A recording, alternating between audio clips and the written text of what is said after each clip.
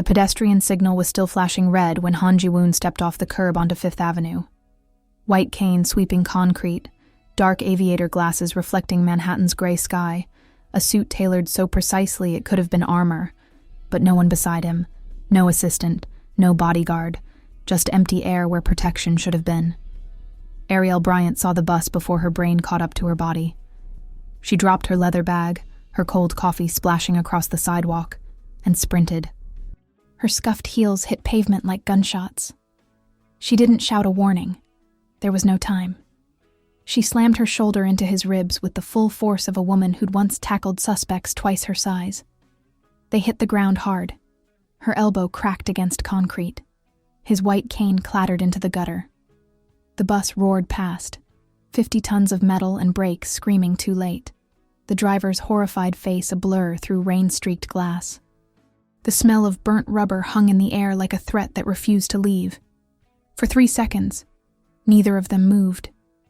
Just two strangers tangled on wet pavement, breathing too fast, hearts pounding against each other's ribs. Ariel pushed herself up first, palms stinging, adrenaline still coursing hot through her veins. She looked down at the man she'd just saved. Immaculate suit now soaked through, one lens of his dark glasses cracked, expression too controlled for someone who'd just nearly died. "Are you out of your mind?" Her voice came out raw, furious. "Where the hell is the person who's supposed to be watching you?" Han Ji-woon sat up slowly, precisely, like a man reassembling himself piece by piece. He turned his face toward her voice with eerie accuracy. When he spoke, his English was flawless, his tone unsettlingly calm. "I had 2 bodyguards, and my assistant."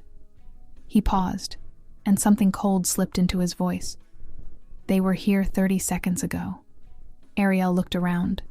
Crowds of New Yorkers streamed past, nobody stopping, nobody staring, because this was Manhattan, and strange was normal. But there wasn't a single person in a dark suit hovering protectively. No anxious assistant running back with apologies. Nothing. Just her. Just him. And the question that would shatter everything. Why? If your bodyguards vanish the moment before you die, it's not abandonment. It's assassination. And if you're already hooked, make sure you're subscribed. Because what Ariel's about to uncover will dismantle an empire built on perfect lies. Ariel helped him to his feet, because leaving a blind man on a wet New York sidewalk felt wrong, even if every instinct screamed at her to walk away. She retrieved his cane from the gutter, wiped it on her blazer, and pressed it into his hand without a word. "Thank you." His fingers brushed hers when he took it, deliberate, assessing. "You didn't hesitate."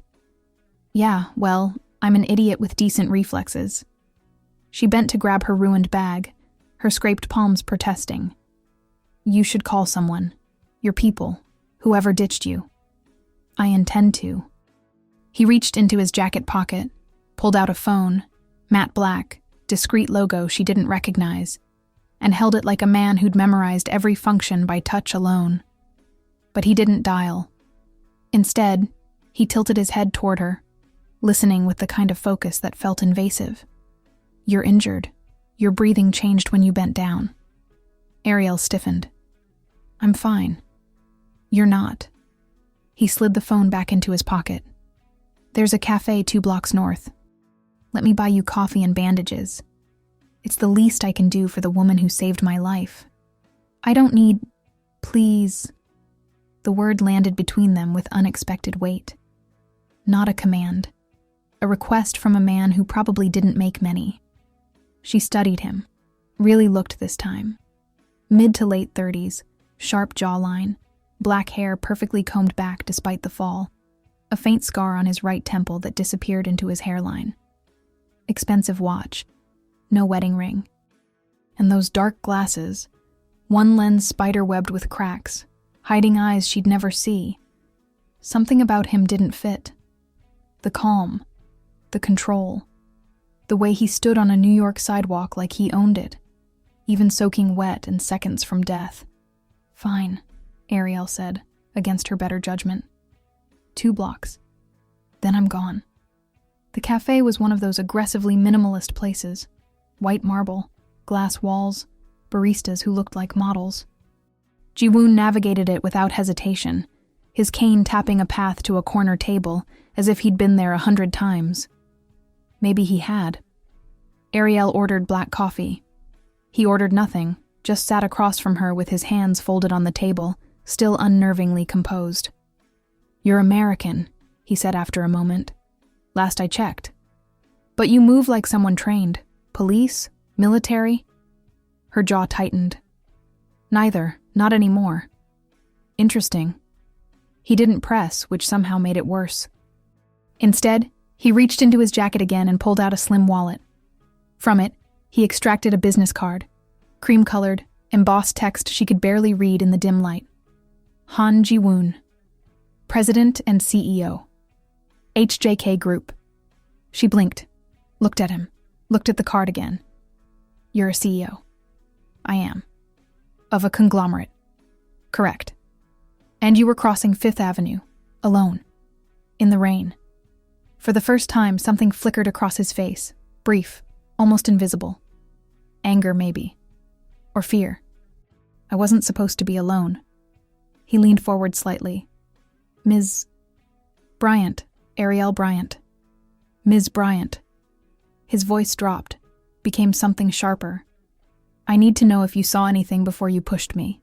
Anyone watching. Anyone who shouldn't have been there." Ariel's instincts, the ones she'd honed over a decade in investigations, started screaming. She set her coffee down slowly. "Why are you asking me that?"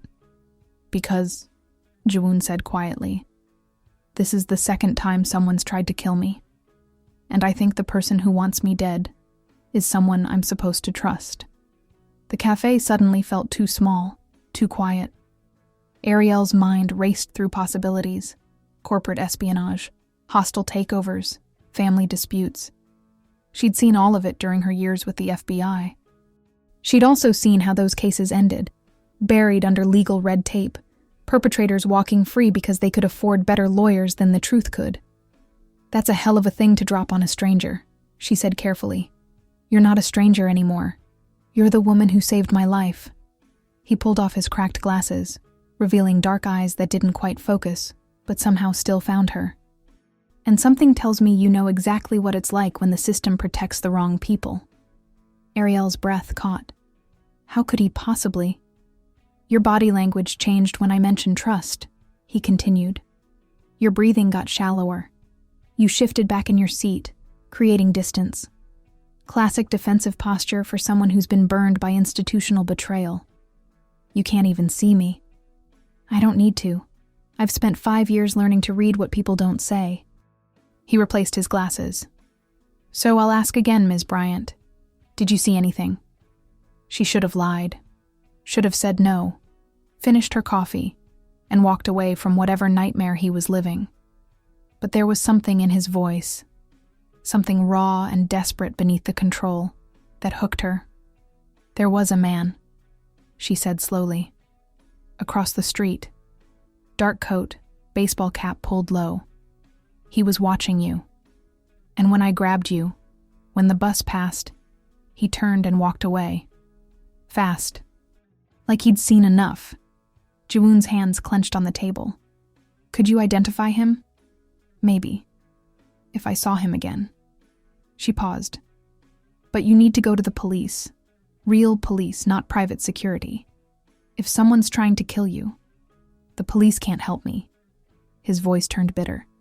"Not when I don't know who I can trust in my own organization. Not when half my board of directors would celebrate my death if it meant they could carve up my company." He leaned back. "I need someone outside the system. Someone who doesn't care about corporate politics or protecting reputations." "And you think that's me?" "I know it is." He slid a second card across the table. Ariel picked it up. Her own business card. The one that had fallen out of her bag. Her pulse spiked. "How did you get my number so fast?" "I have resources." A ghost of a smile crossed his face. "Ariel Bryant, former FBI Special Agent, Financial Crimes Division. Stellar record until 3 years ago. when you testified against a sitting senator for securities fraud. The case was buried. The senator walked. You resigned 2 weeks later. Her hands curled into fists. You had no right. I had every right. If I'm going to trust someone with my life, I need to know who they are. He leaned forward again. You lost your career because you refused to let a powerful man buy his way out of justice. That tells me everything I need to know. It tells you I'm unemployable and probably have terrible judgment. It tells me you have integrity, and that's rarer than you think. Ariel should have walked away. Should have finished her coffee, wished him luck, and disappeared back into the anonymity of a city that didn't ask questions. But the way he said it, flat, factual, like he was reporting quarterly earnings instead of attempted murder, hooked something deep in her chest. Second time, she repeated. When was the first? Jiwoon's fingers drummed once against the marble table, a tiny crack in his armor. 6 months ago, Tokyo. A car accident during a late-night drive to the airport. My driver swerved to avoid a truck that ran a red light. We hit a barrier. He died on impact. I survived with a concussion and 3 broken ribs. And you think it wasn't an accident? The truck's license plate was fake. The driver was never found. And my security team that night received last-minute schedule changes. Changes I never authorized. He paused. The same thing happened today. Simultaneous calls pulling my protection away at the exact moment I needed them. Ariel's investigative instincts kicked into overdrive. Who has access to your security team's communications? Too many people. My assistant. My head of security. Several board members. My fiancé. The last word landed like a stone. You're engaged. For 2 years. The wedding is in 6 weeks. His voice was carefully neutral. It's a strategic alliance. Her father is one of our largest shareholders. The marriage consolidates power, stabilizes the board, secures the company's future. But you don't love her. It wasn't a question. Jiwoon's jaw tightened. Love wasn't part of the equation. Duty was. Legacy was. He exhaled slowly. But yes, I don't love her. And increasingly, I'm not sure she doesn't want me dead. Ariel sat back, processing. An arranged marriage, corporate consolidation, billions of dollars at stake, and a fiancé with means, motive, and opportunity. If you suspect her, why haven't you called it off? Because I have no proof, just instinct and a pattern of convenient accidents. He pulled out his phone again, tapped the screen with practiced precision. If I accuse Kang So-hee without evidence, her father will call for a vote of no confidence. I'll lose control of my own company. Everything my family built will be carved up by vultures. So you need proof. I need the truth. Whatever it is. He turned the phone toward her. This is what I'm offering. Full access to HJK's financial records, personnel files, security systems. Unlimited budget for your investigation. And when you find who's behind this, because I believe you will, I want you to expose them. Publicly. No backroom deals. No quiet settlements. Justice. Ariel stared at the contract on his screen. The numbers made her dizzy. More money than she'd made in 5 years at the FBI. Why me? You could hire entire firms for this. Because firms have reputations to protect. They'll bury inconvenient truths to avoid making enemies. He pocketed the phone. You've already burned those bridges. You have nothing to lose and everything to prove. That makes you dangerous. And right now, I need dangerous. She thought about her cramped Brooklyn apartment, her student loans, the cases she took from desperate clients who could barely afford her rates. She thought about the senator who'd walked free, smirking at cameras while she packed up her desk. She thought about what it would feel like to actually win for once. I need full immunity from corporate interference, she said. When I find something, I report it. I don't care if it's your fiancé, your mother, or you. The truth comes out. Agreed. And I work alone. No handlers. No babysitters. You'll have access to my assistant for logistics, but the investigation is yours. When do I start? Ji-woon smiled. Small, sharp, and genuinely relieved. Now, come with me. They took a black town car to HJK's New York office, a gleaming tower in Midtown that screamed old money and new power. Ji-woon's assistant, Park Min-ho, met them in the lobby. He was young, maybe late 20s, with nervous energy and eyes that darted everywhere. "Sajangnim," he said, bowing slightly. "I didn't know you were bringing a guest. Ms. Bryant is consulting on a security matter. Give her level 5 access, full clearance." Minho's eyes widened. "Level 5? Sir, that's..." "Not a request, Minho." Ji-woon's voice hardened just slightly. "And this stays between us.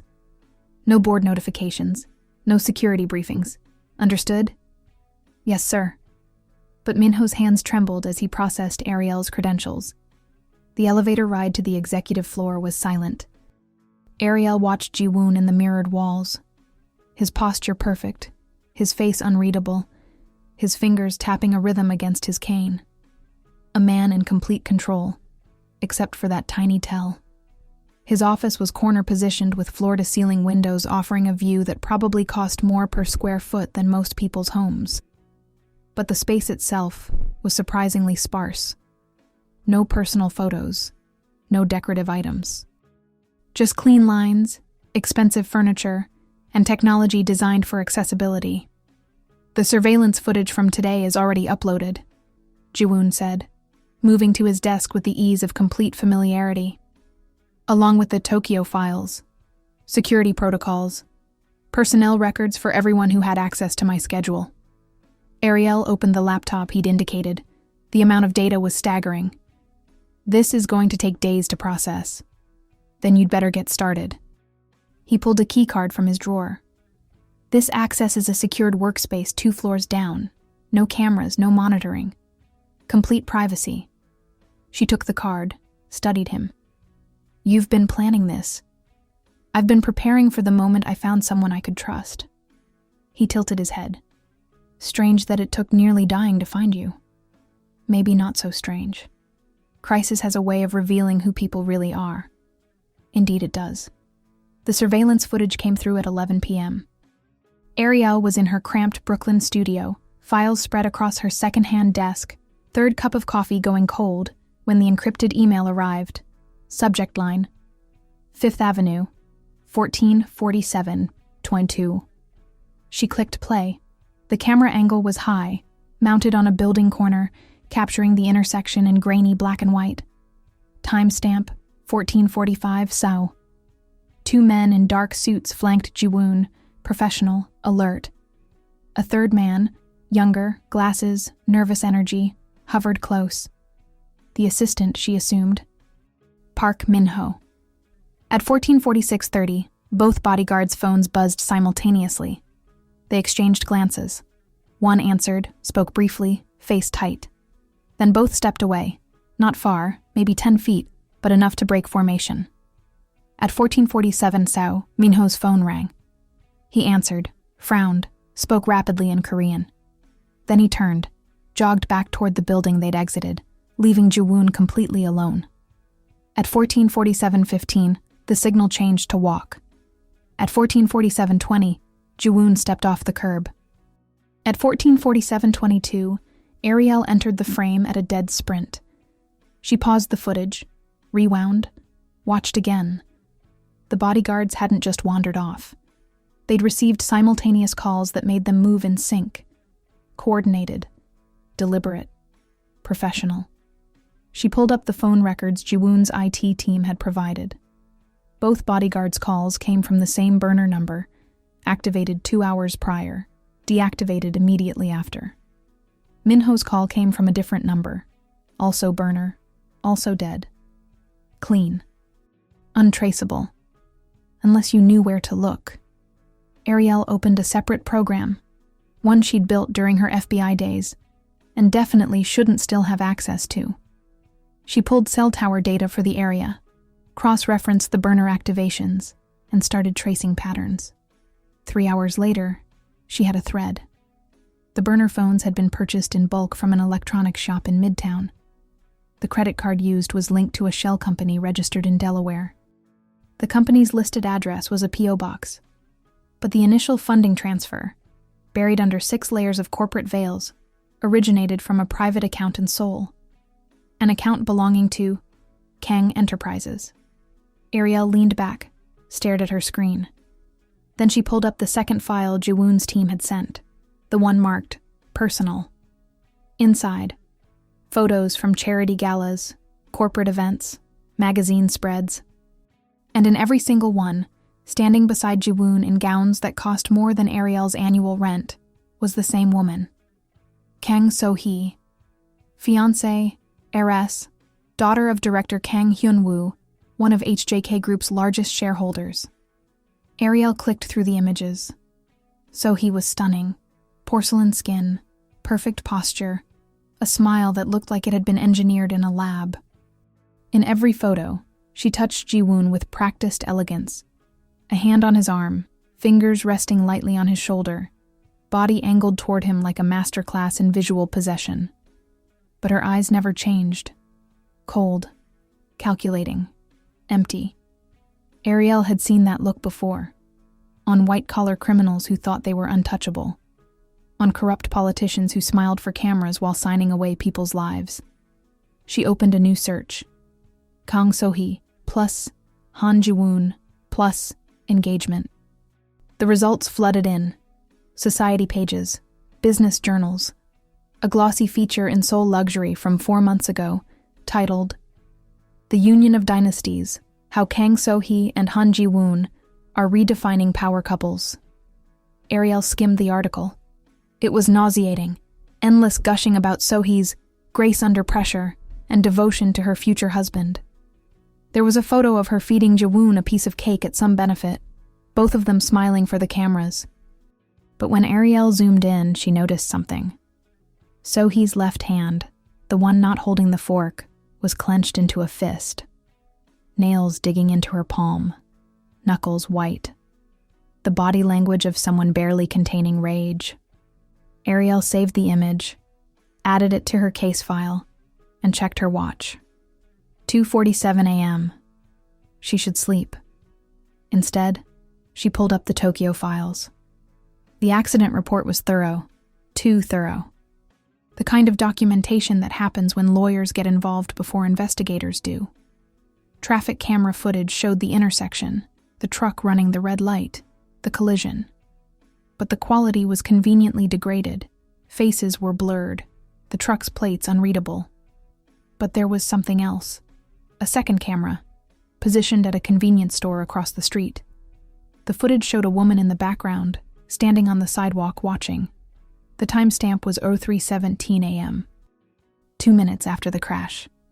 Ariel enhanced the image, sharpened the resolution, and felt her stomach drop.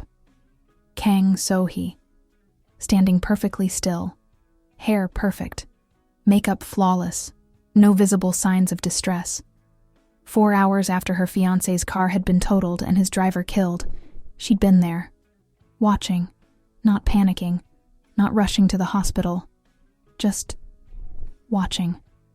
Ariel screenshot the image, saved it with a timestamp notation, and finally texted Ji-woon's secure number. Need to talk. Tomorrow. Alone. What I found changes everything. The reply came in 30 seconds. My office. 9 a.m. Come prepared. She stared at the screen, then typed one more message. Does your fiancé know you hired me? This time, the reply took 2 minutes. No, and she won't. Not yet. We need to be careful. She's observant. Ariel shut her laptop, but she didn't sleep, because she'd just found the thread that would unravel everything. And if she pulled it wrong, Ji-woon wouldn't survive to see his wedding day, assuming he even made it that long. HJK Group's New York office occupied the top 15 floors of a midtown skyscraper, all steel and glass, and the kind of understated wealth that didn't need to shout. Ariel passed through 3 security checkpoints, signed 2 NDAs, and surrendered her phone before an assistant in a flawless suit finally escorted her to the executive floor. Jiwoon's office was exactly as she remembered. Corner positioned, floor-to-ceiling windows, a view of Manhattan that made her vertigo kick in. He stood near his desk, hands loosely clasped, head tilted slightly as if listening to the city's pulse 40 stories below. "Ms. Bryant." He turned toward the door the instant she entered. "You found something?" Not a question. Ariel shut the door behind her, checked for cameras out of habit, then crossed to his desk and set down a printed file. "Your fiancé's family funded the burner phones used to coordinate today's attempt." Jiwoon didn't move, didn't react, just stood there, unnaturally still, like a man who'd just had his worst suspicion confirmed. "Explain," he said quietly. Ariel walked him through it. The shell companies, the Delaware registration, the account trace back to Kang Enterprises. She kept her voice clinical, factual, the way she used to deliver briefings to federal prosecutors. When she finished, Jiwoon exhaled slowly and sat down in his desk chair. For the first time since she'd met him, he looked genuinely tired. He pulled off his glasses, rubbed his eyes, and when he spoke, his voice was raw. "I knew. Part of me always knew." He set the glasses on his desk. "But I told myself I was paranoid. That grief over my father's death was making me imagine threats where there were none. That Sohee was just cold, calculating, good at playing the political game. This isn't politics. This is attempted murder." "I know." He leaned back, stared at nothing with unfocused eyes. "There's more, isn't there? That's why you wanted to meet in person." "Smart man." Ariel pulled out her tablet, loaded the Tokyo convenience store footage. "I found a second camera angle from the night of your accident. It shows someone watching from across the street, 2 minutes after the crash." She paused. "It was Sohee." She described the image in detail. Sohee's posture, her composure, the complete absence of panic or concern. When she finished, Jiwoon's hands were clenched white-knuckled on the armrests of his chair. "She was there," he said flatly. "At 3 a.m, watching to make sure I died. It looks that way. And when I survived, she..." He stopped, jaw working. "She visited me in the hospital the next day, brought flowers, held my hand for the photographers, told me how worried she'd been. Classic abuser behavior. Create the trauma, then position yourself as the comforter. It builds dependency and makes you less likely to suspect her." Jiwoon laughed, bitter, broken. "I'm a blind CEO of a multi-billion-dollar company. I've negotiated hostile takeovers and stared down corporate raiders. And I let myself be gaslit by my own fiancé. She's had years to perfect the act. And she's had help." Ariel sat on the edge of his desk. "Director Kang is funding this. Which means it's not just about you. It's about controlling HJK entirely. If I die before the wedding, my shares go to my mother. But the board can override her with a majority vote. A vote Director Kang controls through proxies." He rubbed his temple, near the old scar. "If I die after the wedding, Sohee inherits. Either way, the Kang family wins. Unless we stop them." "How?" "This is circumstantial. Financial trails and grainy footage. No prosecutor will touch this without more." "Then we get more." Ariel leaned forward. "I need access to 3 things. Sohee's personal financial records, her private communications, and any footage from inside your estate in Seoul. If she's planning another attempt, she'll have made mistakes. People always do when they think they're untouchable." Jiwoon's jaw tightened. "Her finances are protected by her father's legal team, some of the best in Asia. Her communications are on private, encrypted servers. And my mother controls security at the estate. She'd never authorize surveillance of a family member without cause. Then we don't ask permission." He turned toward her sharply. "You're talking about illegal access, hacking, corporate espionage. I'm talking about survival." Ariel held his gaze, or rather, held the space where his gaze would be if he could see her. "You hired me because I don't play by rules that protect criminals. This is what that looks like." For a long moment, he was silent, Then, if this goes wrong, if we're caught before we have solid evidence, it won't just end my career. It'll destroy HJK. Everything my family built will collapse. I know. And you're willing to risk that? Are you? Another pause. Then Jiwoon stood, moved to a panel in the wall that Ariel hadn't noticed. He pressed his palm to it, biometric lock, and it slid open, revealing a safe. From inside, he pulled a small black drive. This contains backdoor access to HJK's entire server network, including the private servers my board members use for less official business. He held it out. My father created it years ago. Insurance, he called it. I've never used it. Ariel took the drive carefully. You're trusting me with the keys to your kingdom. No. I'm trusting you to save my life. He closed the safe. You have 72 hours. After that, the IT security systems will detect the intrusion and lock down. Whatever you're going to find it fast. And if I find proof that Sohee is planning another attempt, then we go public. Press conference. Full disclosure. Let the chips fall where they may. Ariel pocketed the drive. You understand that once we do this, there's no going back. Your engagement will end. The board will fracture. The media will feast on this for months. Good. His voice turned cold. I'm done being someone else's pawn. If burning it all down is the price of truth, so be it. The break came from an unexpected source. 3 days after their meeting, Ariel received a call from Park Min-ho, the assistant who'd abandoned Jiwoon on Fifth Avenue. His voice was shaky, barely above a whisper. Ms. Bryant, I need to talk to you. Not here. Not anywhere near HJK. Somewhere private. They met in a 24-hour diner in Queens at 1 a.m. The kind of place where nobody asked questions, and the coffee was terrible but endless. Minho looked like he hadn't slept in days. Eyes red-rimmed, shirt wrinkled, hands trembling around a cup he didn't drink from. I didn't know, he said before Ariel even sat down. I swear on everything I didn't know what was happening that day. Ariel slid into the booth across from him, kept her voice level, non-threatening. Walk me through the call you got, the one that pulled you away from Mr. Han. It came from a number I recognized, Director Kang's office line. The voice said there was an urgent document I needed to retrieve from the car. Something Mr. Han needed for his next meeting. Contract amendments that had to be signed within the hour. His hands shook harder. It sounded legitimate. Official. The caller knew details about the meeting. Things only someone with high-level access would know. What kind of details? The client's name. The deal terms. Specific clauses being negotiated. Minho looked up, and there were tears in his eyes. I didn't question it. I just ran back to get the documents. By the time I realized they didn't exist and got back to the street, he was already on the ground. How long were you gone? 3 minutes. Maybe 4. But it felt like seconds. He wiped his eyes roughly. I've worked for Mr. Han for 4 years.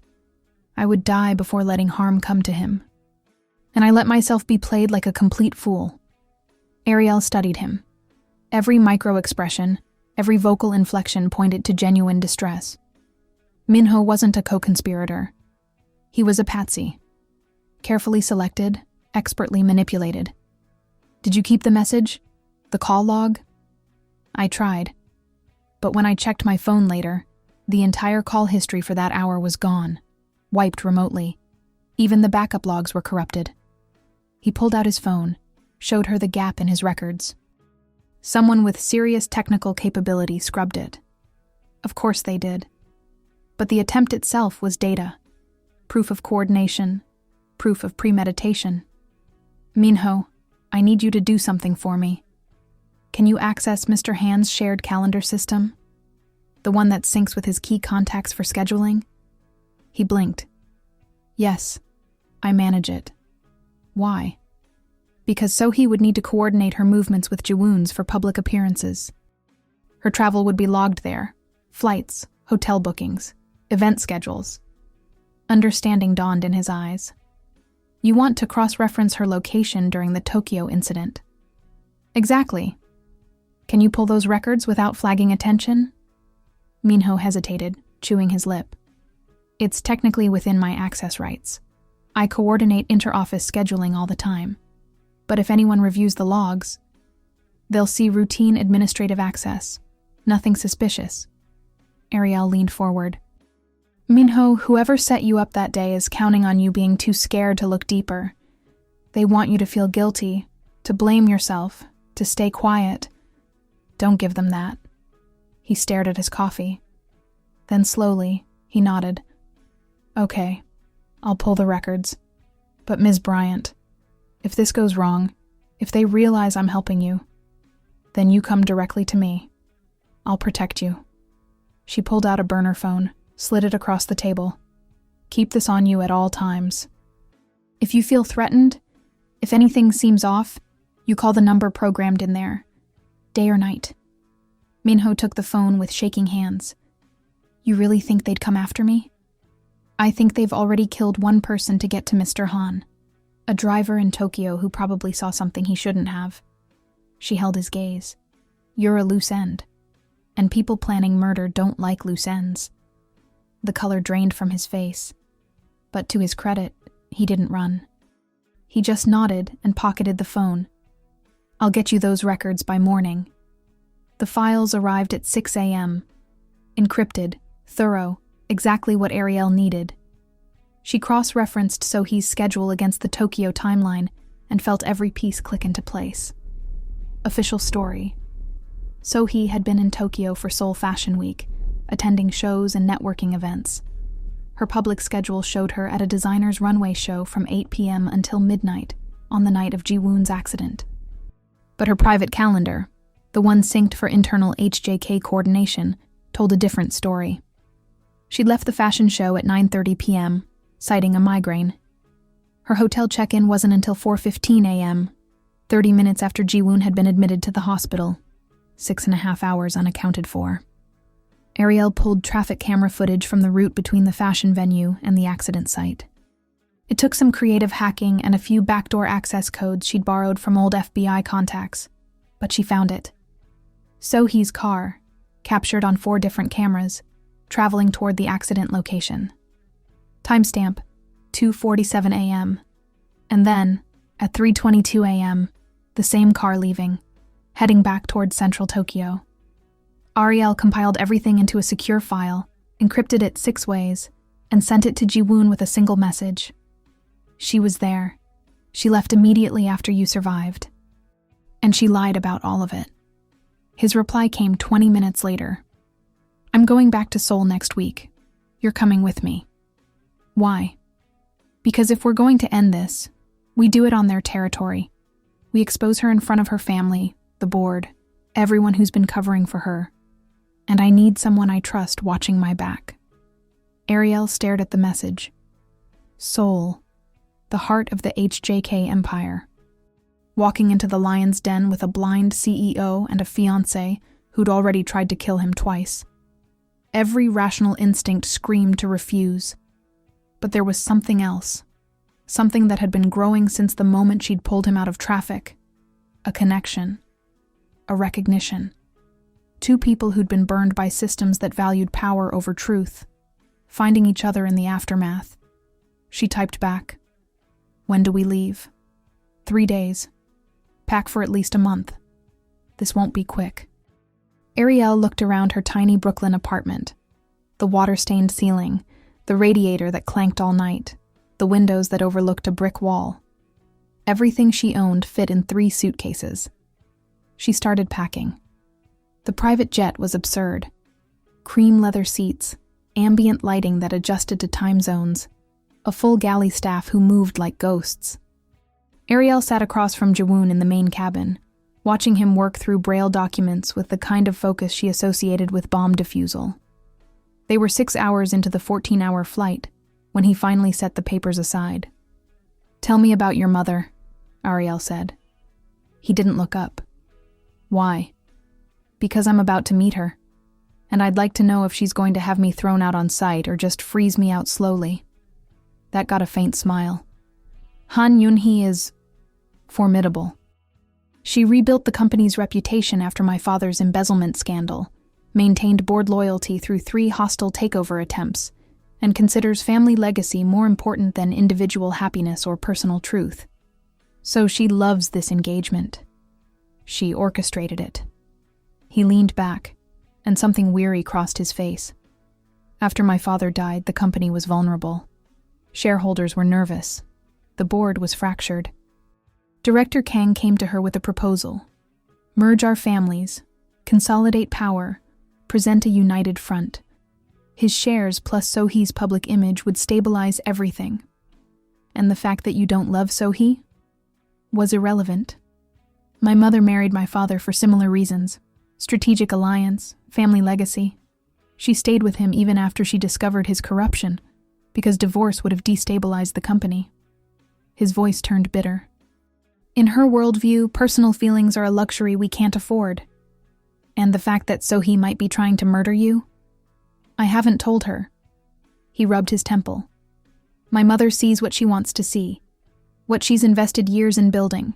Presenting her with unproven accusations against the daughter of her most powerful ally would be unwise. So I'm walking into a house where half the people want me gone and the other half want you dead. Fantastic. Welcome to my world, Ms. Bryant. Ariel studied him.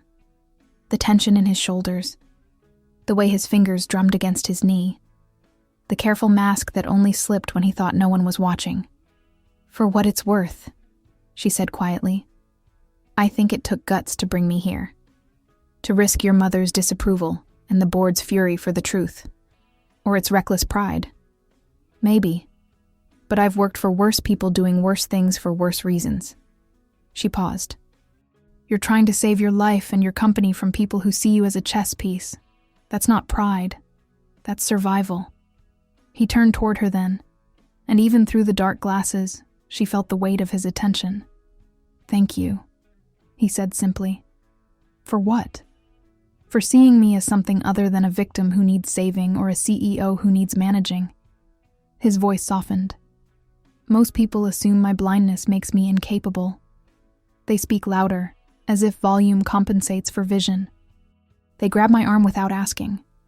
They make decisions on my behalf because surely I can't manage alone. Sounds exhausting. It is. He smiled faintly. But you've never done any of that. From the moment you pushed me out of traffic, you've treated me like an equal. Even when you're protecting me, it's partnership, not pity. Ariel's throat tightened unexpectedly. Yeah, well, you hired a detective, not a nursemaid. I figure you know your limits better than I do. I do. And right now, my limit is walking into that estate without you beside me. He held out his hand across the small table between them. So thank you. For being here. For trusting me enough to follow me into this nightmare. She took his hand. Felt the calluses on his palm. The strength in his grip. We're in this together now. Which means if your mother tries to throw me out, she'll have to go through you first. She won't throw you out. She's far too polite for that. His smile turned wry. She'll just make you wish you'd never been born. Subtly, with impeccable manners. Can't wait. Incheon Airport was chaos. Cameras, reporters, security forming a human wall around them the moment they cleared customs. Ariel stayed close to Jawoon, one hand hovering near the weapon she'd had to have specially cleared for international carry, watching the way people moved around him. Deferential, careful, hungry. She saw the photographers angling for shots, the reporters shouting questions in Korean, the way the crowd pressed in despite security's best efforts, and she saw the moment Jawoon's shoulders locked, his public face sliding into place, calm, controlled, unreachable. A bodyguard, new, heavily vetted by Ariel personally, guided them to a black SUV with tinted windows. The drive to the Han estate took an hour through Seoul's glittering sprawl, glass towers next to ancient palaces, neon bleeding into traditional architecture, a city caught between centuries. The estate itself was breathtaking. Traditional Hanok architecture modernized with steel and glass, gardens that looked like living paintings, walls that had probably stood for generations. Staff lined the entrance in perfect formation, bowing in sync. And at the center, standing on the stone steps in a tailored gray Chanel suit, was Han Yunhee. She was smaller than Ariel expected, barely 5'3" even in heels. But she radiated authority that had nothing to do with physical stature. Silver hair in a sleek bob, expression carved from marble, eyes that missed absolutely nothing. Ji-woon. She didn't move to embrace him, just inclined her head slightly. "You're late. Traffic, Iomionim." He bowed, precise and respectful. Then Yunhee's gaze shifted to Ariel. It was like being scanned by a laser, clinical, thorough, assessing threat level and value simultaneously. "And this is?" "Ariel Bryant, security consultant. She'll be assessing our protocols during my stay." Yunhee's expression didn't change, but something cold flickered in her eyes. "I see. How thorough of you." Translation: Who is this outsider and why is she in my home? Ariel met her stare, kept her voice professional. "Ma'am, Ms. Bryant." Yunhee's English was flawless, her tone arctic. "I trust you understand that discretion is paramount in this household. We value privacy, tradition, and the preservation of family reputation above all else." Translation: Don't make waves, and don't embarrass us. "Of course," Ariel said evenly. Yunhee held her gaze for 3 more seconds, a power play, establishing hierarchy, then turned back to Ji-woon. "So he arrives tomorrow for the pre-wedding planning session. I expect you both to attend." "We'll be there," Ji-woon said. As Yunhee swept past them into the house, flanked by assistants, Ariel leaned close to Ji-woon and whispered, "She hates me." "She doesn't trust you," he corrected quietly. "There's a difference. Trust must be earned in my mother's world, and you haven't had time to earn it yet." Comforting. Give her time. Yunhee respects competence above all else. Show her you're good at what you do, and she'll come around. And if I have to expose Sohee first, then we'll deal with that when it comes. But his jaw was tight, and Ariel knew he was just as worried about his mother's reaction as she was. The estate's interior was a study in controlled elegance. Every surface gleamed. Every piece of furniture was positioned with mathematical precision. Ariel's guest room was on the 2nd floor, overlooking the eastern gardens, beautiful, isolated, and probably deliberately far from Ji-woon's quarters. She unpacked methodically, checking for surveillance devices out of habit. Found 2 cameras, disclosed, standard security, and one that wasn't on the official manifest. She disabled it with a piece of electrical tape and made a mental note to sweep the room more thoroughly later. Her phone buzzed. Encrypted message from Ji-woon. "Dinner with my mother at 7. Formal. She'll interrogate you. Be ready." Ariel checked her watch. 2 hours to prepare for psychological warfare with a woman who'd built an empire on reading people's weaknesses. Perfect. Dinner was served in a private dining room that could have seated 20, but tonight held only 3. Yunhee at the head of the table, Ji-woon to her right, Ariel to her left. The placement was deliberate, forcing Ariel to address Yunhee directly, while keeping Ji-woon slightly out of the conversation's center. The meal was traditional Korean, served in courses by silent staff. Ariel had done her research on the flight, knew enough about dining etiquette to avoid obvious mistakes, but Yunhee's eyes tracked every movement, cataloging every hesitation. "So, Ms. Bryant." Yunhee's voice cut through the quiet clink of silverware. "Ji-woon tells me you're conducting a security assessment. What specifically are you assessing?" "Vulnerabilities in the current protocols, ma'am. Points of potential compromise." "And you found some?" "Several." Yunhee's eyebrow arched infinitesimally. "How concerning. We employ a team of 20 security professionals. Are you suggesting they're incompetent?" "I'm suggesting that familiarity breeds blind spots. Sometimes an outside perspective reveals what insiders have learned to overlook." "An interesting theory." Yunhee set down her chopsticks with precision. "Tell me, What qualified you for this work? Your background is in financial crimes, not personal security. The two intersect more often than you'd think. Following money trails often leads to identifying physical threats. Indeed. Yoonhee's gaze sharpened. And what money trails have you been following? The question was a trap. Admit to investigating Sohee's finances, and Yoonhee would shut everything down. Deflect too obviously, and she'd know something was being hidden. Ariel met her eyes. The ones your son asked me to follow, ma'am. I work for him, not the company. My loyalty is to his safety, not to corporate politics. Something flickered in Yoonhee's expression. Respect, maybe, or calculation. Loyalty is admirable, but loyalty without wisdom is dangerous. She turned to Jiwoon. What exactly have you told Ms. Bryant about family matters? Everything relevant to her investigation, Jiwoon said calmly. She has my complete confidence. Your confidence. Yoonhee's tone suggested that might be misplaced. Jiwoon, you hired a woman you've known for less than 2 weeks and brought her into our home, gave her access to sensitive information, and expect me to simply accept this? I expect you to trust my judgment. Your judgment nearly got you killed in Tokyo, and again in New York. The words landed like blows. Forgive me if I question whether your judgment is currently reliable. The silence that followed was brutal.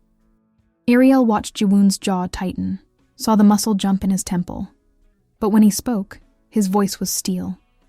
My judgment is what's keeping me alive. Because unlike everyone else, I'm not pretending the threats don't exist just to preserve a comfortable lie. Yoonhee's eyes widened slightly. The first crack in her composure. What are you implying? I'm implying that maybe the reason I've been targeted twice is because someone very close to this family wants me dead. And maybe the reason no one's investigated is because the truth would be inconvenient. Jiwoon. Ms. Bryant saved my life, Aamyonim. When my own security team mysteriously vanished, when the people paid to protect me failed, she acted. Without hesitation, without calculation. He turned toward his mother's voice. So yes, I trust her. More than I trust some of the people in this house. The implication hung heavy. Yoonhee's face went through several expressions. Shock, anger, and finally, something that might have been fear. You're talking about Sohee. I'm talking about whoever has been orchestrating accidents that aren't accidents. Jiwoon's voice softened slightly. I know you arranged this engagement in good faith. I know you believe it's what's best for the company. But I need you to consider the possibility that you were wrong. Yoonhee was silent for a long moment. Then she stood, placed her napkin on the table with deliberate care. I need to think. Alone. She looked at Ariel. Ms. Bryant, you will provide me with a full report of your findings tomorrow morning. Everything. I will determine what action, if any, is warranted. It wasn't quite an endorsement, but it wasn't outright dismissal either. Yes, ma'am, Ariel said. Yoonhee swept from the room, leaving Ariel and Jiwoon in tense silence. Well, Ariel said finally. That went better than expected. Jiwoon laughed, short and bitter. She didn't throw you out. I'm calling it a win. She didn't believe us either. Not yet, but she didn't shut us down completely. That's more than I hoped for. He reached across the table, found Ariel's hand. Thank you. For standing with me. Always, she said, and meant it more than she'd expected to. That night, Ariel couldn't sleep. The guest room was beautiful. Silk bedding, paper screens, a view of gardens lit by lanterns. But it felt like a gilded cage. She pulled on a jacket and slipped outside, following stone paths through manicured trees and perfectly maintained koi ponds. She found Jiwoon sitting on a bench near the water, his white cane resting beside him, his face turned toward stars he couldn't see. He turned when her footsteps approached. Couldn't sleep either, he asked. Your house is creepy quiet. I'm used to sirens and shouting neighbors.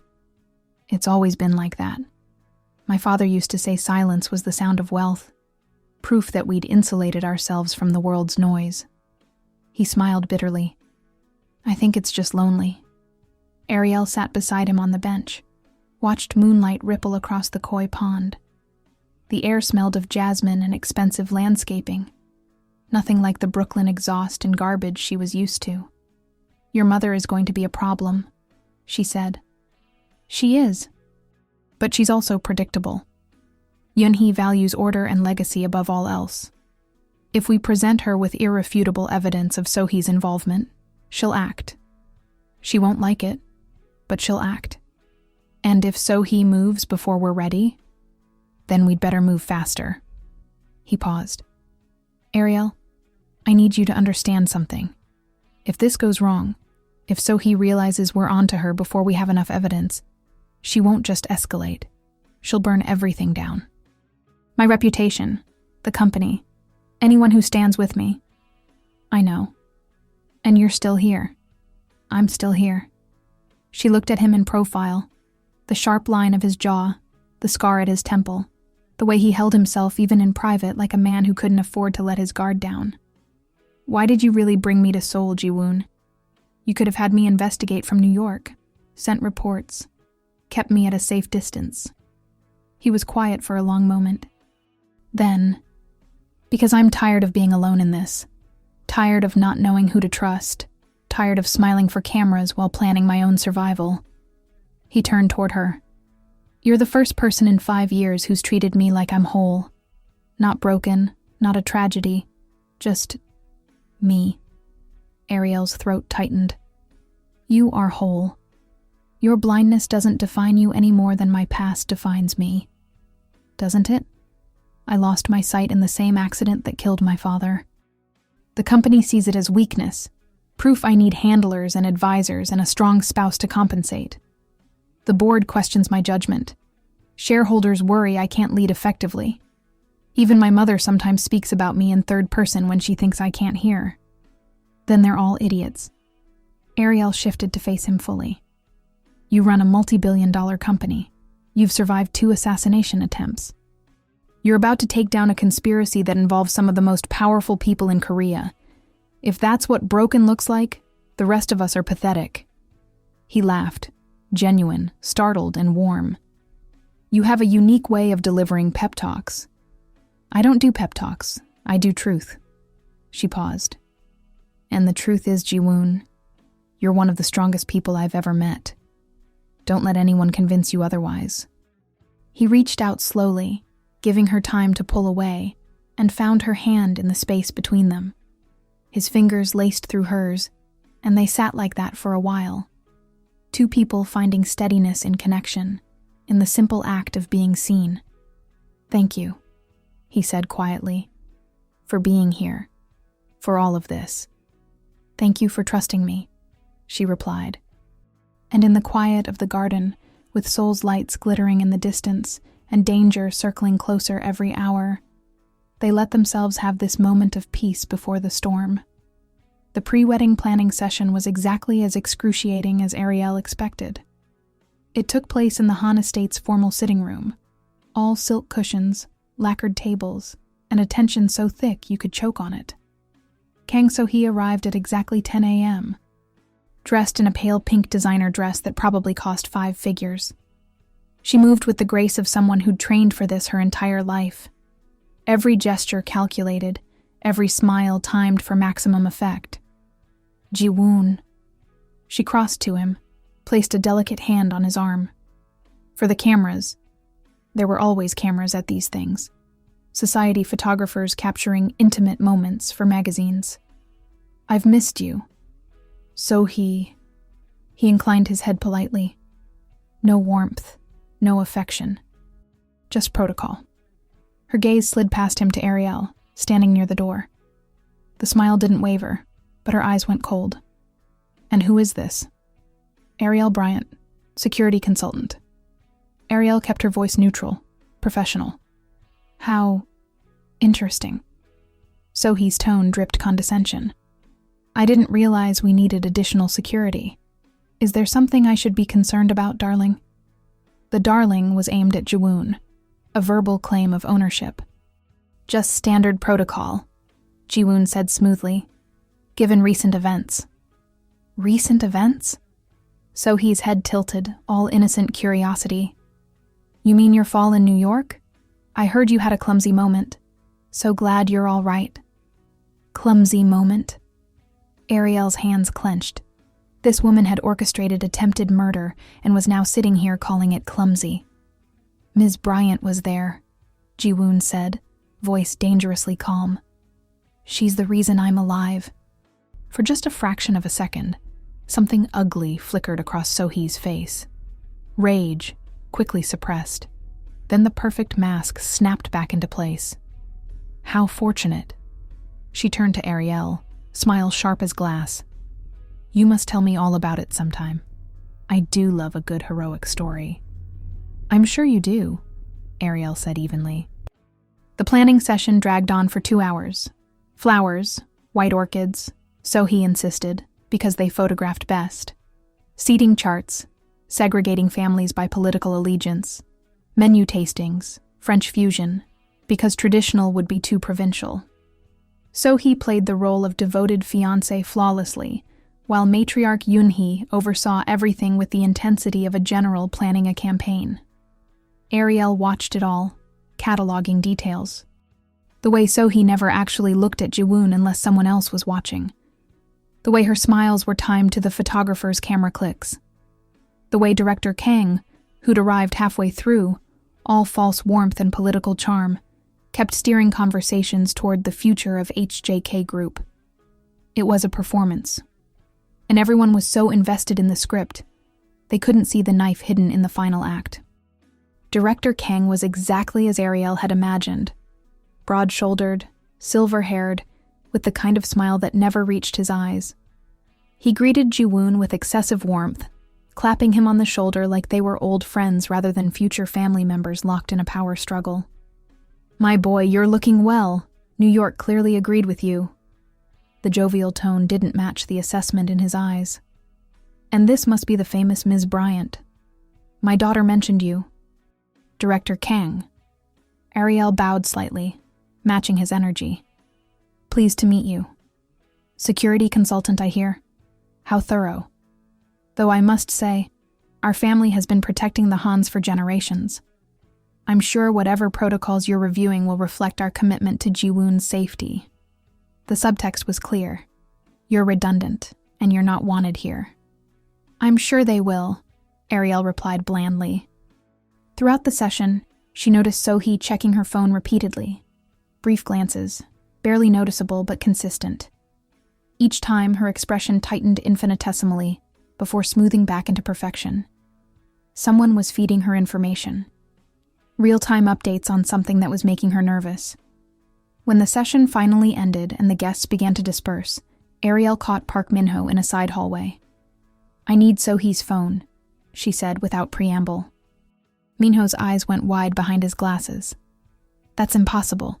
She never leaves it unattended, and it's biometric locked with... I don't need it unlocked. I just need proximity. 30 seconds. For what? Ariel pulled a device from her pocket. Small, discreet, highly illegal. To clone it.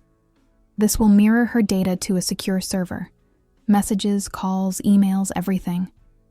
Min-ho looked like he might be sick. If she finds out, she won't. Not if you're smart. Ariel leaned closer.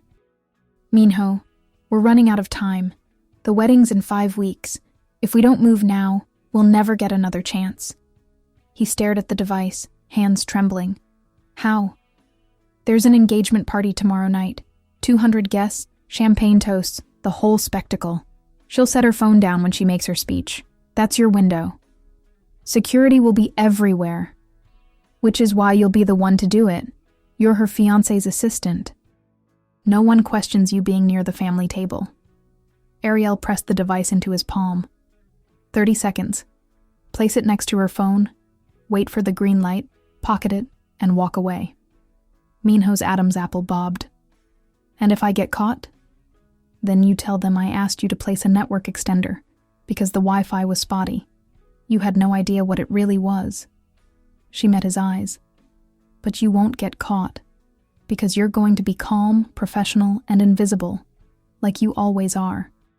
He looked at the device for a long moment, then slowly, he nodded and slipped it into his pocket. "Okay, I'll do it." "Good man." Ariel squeezed his shoulder. "After this, you're out, I promise." The engagement party was a spectacle. 200 guests in formal attire, crystal chandeliers, champagne fountains that probably cost more than Ariel's car. She wore a borrowed dress, navy blue, conservative enough to blend in, and stayed on the perimeter, watching. So he was the center of attention, glowing in an off-white gown that probably required 3 people to zip her into. Her gigantic diamond engagement ring caught every light, practically weaponized sparkle. She laughed at jokes, touched arms, played the perfect bride with Oscar-worthy commitment. Director Kang worked the room like a politician, shaking hands, making promises, consolidating alliances.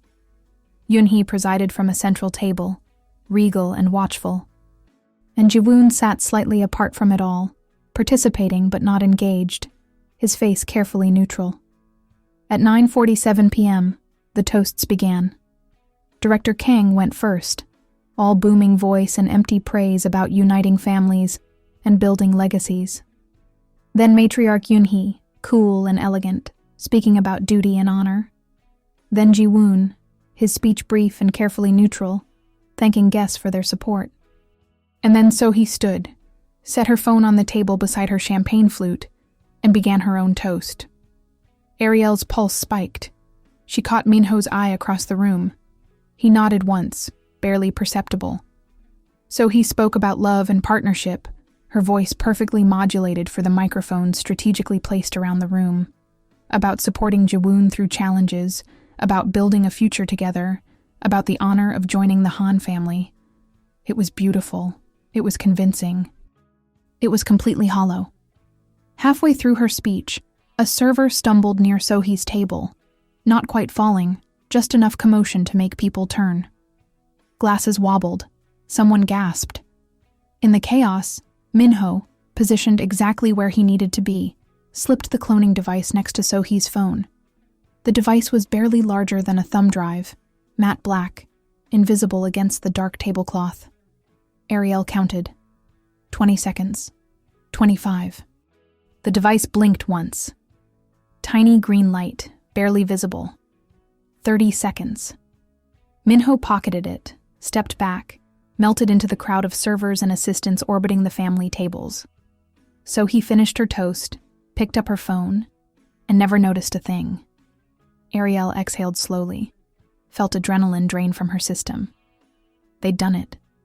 Now came the hard part, waiting for the data to transfer and hoping to God they found something actionable before Sohee's next move. 3 hours later, Ariel was in her room, laptop open, watching data flood in. Messages, thousands of them. Encrypted apps, burner contacts, deleted conversations that weren't quite deleted enough if you knew where to look. She started with the most recent and worked backward, her coffee going cold beside her as the scope of the conspiracy revealed itself layer by layer. 2 weeks before the Fifth Avenue incident. Contact, Director K. Timeline confirmed. NY window optimal. Eliminate loose ends. 1 week before. Contact security, 7. Burner phones distributed, awaiting final go. The day of. Contact Director K. It's done. He won't survive this one. 3 hours after Ariel had saved him. Contact Director K. Complications. The woman. Who is she? Why was she there? Sohee. Investigating. If she's a problem, we'll handle her too.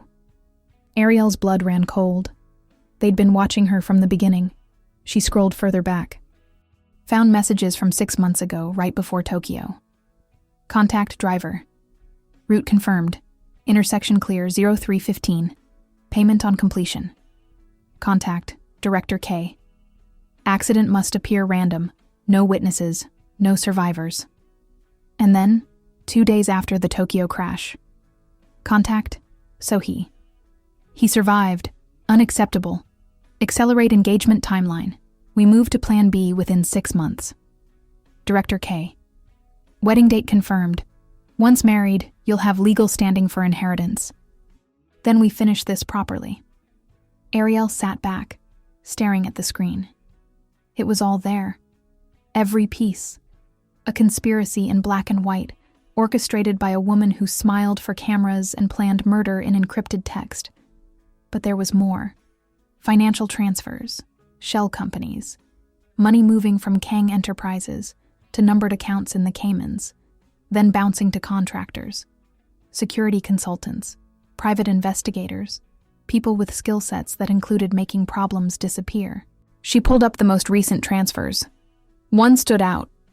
A payment of $200,000 to an account registered under Lionheart Security Solutions, a company that, when she ran the background check, turned out to be a front for freelance operatives with military backgrounds. The payment was dated 3 days ago. 3 days after she and Jiwoon had arrived in Seoul. They were planning something. Soon. Ariel screenshot everything, compiled it into an encrypted file, and texted Jiwoon's secure number. I have it. All of it. We need to talk. Now. Your life is in immediate danger. The reply came instantly. Garden. 10 minutes. Come armed. When Ariel found him, Jiwoon was standing by the koi pond with 2 new bodyguards flanking him. The ones she'd personally vetted, former Special Forces operatives who knew how to spot threats. He turned when her footsteps approached. Show me, he said without preamble. She pulled out her tablet, connected it to a secure speaker so he could hear the text-to-speech function, and walked him through everything. Every message, every transfer, every cold, calculated plan to end his life. When she finished, the silence was deafening. One of the bodyguards shifted uncomfortably. The other's hand drifted toward his concealed weapon. Jiwoon removed his glasses, and in the garden's lantern light, Ariel saw his eyes were wet. I knew, he said, voice barely above a whisper. Part of me always knew, but hearing it like this, hearing her discuss my death like a business transaction. I'm sorry, Ariel said, because what else could she say? Don't be. He replaced his glasses, and when he spoke again, his voice was steel. You just gave me the ammunition I need to end this. Tomorrow we take this to the prosecutors. We file charges. There's more. Ariel pulled up the recent transfer. They paid a security contractor 3 days ago. $200,000. That's not planning money. That's execution money. They're moving now. Jiwoon's jaw tightened. Recommendations? Lockdown. You don't leave this estate without a full security detail. No public appearances. No schedule announcements. We make you a hard target until we can get the authorities involved. And Sohee? We monitor her. If she makes a move, we're ready. One of the bodyguards, Kim, according to his file, spoke up. Sir, with respect, if there's an active threat, we should evacuate you to a secure location. The estate has too many access points. No. Jiwoon's voice was firm. Running makes me look guilty. Hiding makes me look weak. I stay here, we fortify our position, and we move forward with exposing them. Publicly. Decisively. Ariel wanted to argue. Every tactical instinct screamed that staying in place was suicide. But she also understood what Jiwoon was saying. This wasn't just about survival. It was about reclaiming power. Fine, she said. But we do this my way. Full security protocols. No exceptions. Agreed. The summons came at 6 a.m., a knock on Ariel's door, urgent and sharp. She opened it to find Park Minho, pale as death, trembling. They know, he whispered. Director Kang knows I helped you. Ariel pulled him inside, shut the door, checked the hallway. Empty, but that didn't mean much. How? She demanded. Security footage, from the engagement party. Someone reviewed it, saw me near Sohee's phone at the exact moment of the toast. His voice cracked. I got a message an hour ago, anonymous, untraceable, saying if I don't leave Seoul immediately, they'll make sure I take the fall for everything. They're setting you up as the scapegoat. I know. His hands shook. I have a flight booked. 3 hours. I'm leaving Korea. I can't stay here. If they find me... Stop. Ariel gripped his shoulders. If you run, they win. You become the convenient fall guy, and all the evidence we have gets buried with your credibility. Then what do I do? She thought fast. You go to ground. Not out of the country, just out of sight. I know people who can hide you until we're ready to move. And then? Then you testify. Publicly. Everything you know. Everything you saw. Everything you did under my instructions. She met his eyes.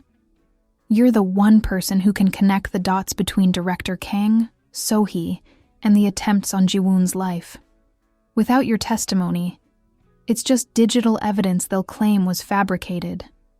Minho swallowed hard. If I do this, I'll never work in Korea again. My family will disown me. Director Kang has connections everywhere. Police, prosecutors, media. He'll destroy me. I know.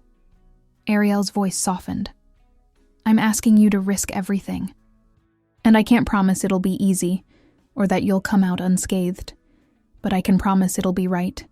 And I can promise you won't face it alone. He stared at her for a long moment. Then, slowly, he nodded. Okay. Tell me what to do. 2 hours later, Minho was tucked into a safe house in Busan, a small apartment owned by a former colleague of Ariel's who owed her more favors than she could count. The place was off-grid, paid for in cash, registered under a shell identity that wouldn't ping any databases. Ariel returned to the estate exhausted and wired, adrenaline still coursing. She found Ji-woon in his office, already on the phone with his legal team. Minho's safe, she said when he hung up. Good. He rubbed his face. The lawyers want us to wait. Build a stronger case. They're worried about moving too fast. And you? I'm tired of waiting. Tired of letting fear dictate strategy. He stood, moved to the window. We call a press conference. Tomorrow. We release everything. The messages, the financial transfers, Minho's testimony. We make it so public they can't bury it. That's declaring war. They declared war when they tried to kill me. I'm just finally fighting back. Ariel studied him. This blind CEO standing in front of floor-to-ceiling windows, facing a city he couldn't see but refused to hide from. Okay, she said. We do it your way. But I'm not leaving your side, not for a second. I wouldn't dream of asking you to. The legal filing went public at 8 p.m., a coordinated strike across 3 jurisdictions. Korean prosecutors, the FBI for the New York incident, and Interpol all received copies of the encrypted messages, financial transfers, and testimony from Park Minho. By 9 p.m., the media had the story. By 10 p.m., it was trending worldwide. CEO accuses fiancé and board member of conspiracy to commit murder. HJK Group in crisis as engagement scandal explodes. Kang So-hee, perfect bride or perfect villain. Ariel watched the news coverage from Ji-woon's private office, her stomach in knots. This was it. No going back. Every major network was running the story. Analysts dissecting the evidence. Talking heads debating whether this was legitimate or a desperate power play. Ji-woon sat across from her, listening to a live broadcast on his phone, expression unreadable. They're calling for my resignation, he said quietly. Half the board thinks I've lost my mind. The other half is demanding Director Kang's arrest. And your mother? Silent. For now. He set his phone down. She'll make her position known soon enough. As if on cue, the office door opened. Matriarch Han Yun-hee entered, flanked by 2 of the company's top lawyers. She looked at Ji-woon, then at Ariel, then back at her son. Her face was a mask of controlled fury. Explain, she said, voice like ice cutting through steel. Ji-woon stood slowly, deliberately. Eomeonim, everything in the filing is accurate. So-hee and Director Kang orchestrated 2 attempts on my life. I have proof. Ms. Bryant has verified every piece of evidence. It's all documented, time-stamped, and corroborated. Proof. Yoonhee's expression didn't change, but her knuckles whitened where she gripped her handbag. Or the word of a foreign investigator with questionable credentials and a disgraced assistant who's now conveniently disappeared.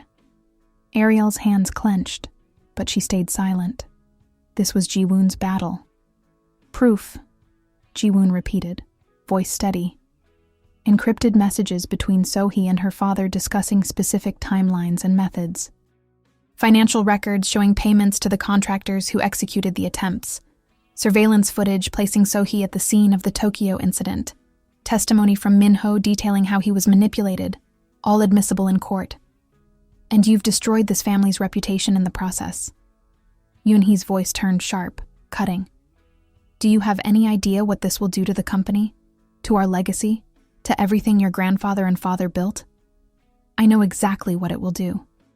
It will expose corruption. It will end a conspiracy that's been operating under your watch for months. It will show that the Han family values truth over convenience. Ji-woon's voice hardened. And yes, it will hurt. It will be ugly and painful in public. But living a lie while pretending everything's perfect would hurt more. It would kill me. Literally. Yoonhee was silent for a long moment, her chest rising and falling with controlled breaths. Then she turned to one of her lawyers. Show me everything. Every piece of evidence. Every document. Every message. I want to see it all before I make my decision. For the next 2 hours, they walked her through it. Every message displayed on screen, read aloud by the text-to-speech software. Every transfer traced through shell companies and numbered accounts. The Tokyo convenience store footage showing Sohee watching from across the street. The Fifth Avenue security cameras capturing the coordinated withdrawal of Ji-woon's protection. Park Min-ho's written testimony, detailed and damning. Yoonhee sat motionless throughout, her face an unreadable mask, her lawyers taking notes and whispering consultations. When they finished, she stood and walked to the window overlooking Seoul's glittering skyline. The silence stretched so long, Ariel wondered if she'd speak at all. Director Kang came to me 2 years ago, Yoonhee said finally, her voice distant. After your father died, after the scandal, after I'd spent 6 months holding this company together with willpower and political maneuvering. He offered stability, his shares, his connections, his daughter. He made it sound like salvation, like the answer to everything. She turned, and for the first time, Ariel saw cracks in the matriarch's composure.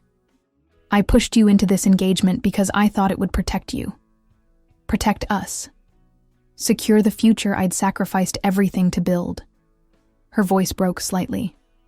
I was wrong, and I owe you an apology. Both of you. She looked at Ariel directly for the first time with something other than hostility or suspicion. Ms. Bryant, you saved my son's life. Twice. Once on a street in New York when no one else would act, and once by refusing to let him accept a comfortable lie that would have killed him eventually. Yoonhee bowed, slight but genuine, a gesture that clearly cost her pride. Thank you, truly. Ariel didn't know what to say, didn't trust her voice, so she just nodded. Yoonhee straightened, her mask sliding back into place, but something had shifted. Now, what's our next move? We hold a press conference, Ji-woon said. Tomorrow. I make a statement. Answer questions. Show the evidence publicly so it can't be buried or spun. And Sohee, her father? Arrest warrants are being processed now. The prosecutors moved fast once they saw the evidence. They'll run, Yoonhee said flatly. The moment they realize the net is closing, they'll disappear. They have resources, connections, countries with no extradition treaties. Then we make sure they don't get the chance. Ariel spoke up for the first time. We put them under surveillance, monitor their movements. The second they try to leave Seoul, we alert the authorities. Yoonhee studied her for a moment, then nodded. I'll make the necessary calls. My people will coordinate with yours. It wasn't quite an alliance, but it was close enough. The counterattack came at dawn. Director Kang held an emergency press conference at 7 a.m., Sohee at his side, both dressed in somber colors that screamed wounded innocence. The performance was masterful, clearly rehearsed, designed to generate maximum sympathy. These accusations are baseless, cruel, and deeply disturbing, Kang declared, voice trembling with manufactured emotion. My daughter has devoted herself to Han Ji-woon for 2 years. She supported him through personal tragedy, stood by him through business challenges, loved him unconditionally. To now be accused of such monstrous acts, it's a betrayal beyond words. So he dabbed at her eyes with a monogrammed handkerchief, her expression perfectly calibrated between devastation and dignity. I love him. I've only ever wanted to support him, to be the partner he deserves, to be accused of trying to hurt him. Her voice broke on cue. It's destroying me. Destroying us. The reporters ate it up. Questions flew. Do you think CEO Han's disability has affected his judgment? Could this be a case of manipulation by outside parties with their own agenda? Is it true the American investigator has a history of making false accusations against powerful families? Ariel watched from Ji-woon's office, fury building in her chest like pressure behind a dam.